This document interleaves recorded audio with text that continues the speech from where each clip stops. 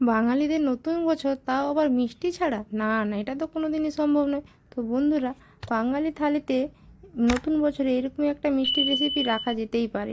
আমরা যারা বাঙালি, আমরা তো মিষ্টি খেতে অনেক পছন্দ করি। তো বন্ধুরা, এই রকম মিষ্টি যদি একটা বাড়িতেই বানানো যায়, তাহলে মন্দ কোথায়। চলুন বন্ধুরা, রেসিপিটা দেখে নিন। আমি এখানে 2 লিটার দুধ নিয়েছি, গ্যাসে বসিয়ে দিয়ে গরম করে নিয়েছি। এবার ফুটে উঠতে ভিনিগার দিয়ে এটা ছানা বানিয়ে নিয়েছি। এবার ছানাটাকে ভালো করে জল দিয়ে ধুয়ে নেব। এবার এর মধ্যে দিয়ে দেবো 2 চামচের মতো চিনি, একটু বেকিং পাউডার অল্প, আর 2 চামচের মতো ময়দা, আর 1 চামচ দেব কর্নফ্লাওয়ার। এটা দিয়ে ভালো করে এটা ম্যাশ করে নেব। আমার এটা ম্যাশ করতে 5 মিনিটের মতো টাইম লেগেছে। যতক্ষণ না চিনিটা মাখানো হচ্ছে ততক্ষণ এটা ম্যাশ করতে হবে। তো দেখুন, এইভাবে এবার মিষ্টিগুলো বানিয়ে নেব। তো দেখুন বন্ধুরা, মিষ্টিগুলো বানানো হয়ে গেছে। এবার সিরাপটা বানিয়ে নেব। সিরাপটা বানানোর জন্য কড়াইতে জল আর চিনি দিয়ে দিয়েছি। তো এবার সিরাপটা হয়ে গেছে। এদিকে দুধটা বানাচ্ছি। দুধে 2টো এলাচ দিয়েছি, একটু কেশর দিয়েছি।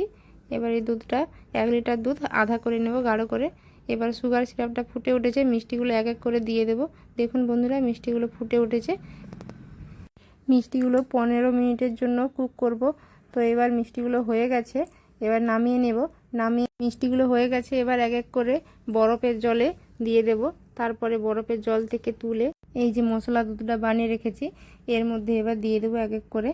তো আমি এর মধ্যে কিছু ড্রাই ফ্রুট দিয়েছি, আপনারা চাইলে দিতে পারেন, আবার নাও দিতে পারেন। দেখুন বন্ধুরা, মিষ্টিটা রেডি হয়ে গেছে, কত সুন্দর হয়েছে। যদি রেসিপিটা ভালো লাগে, লাইক কমেন্ট শেয়ার করবেন। Take care, tata.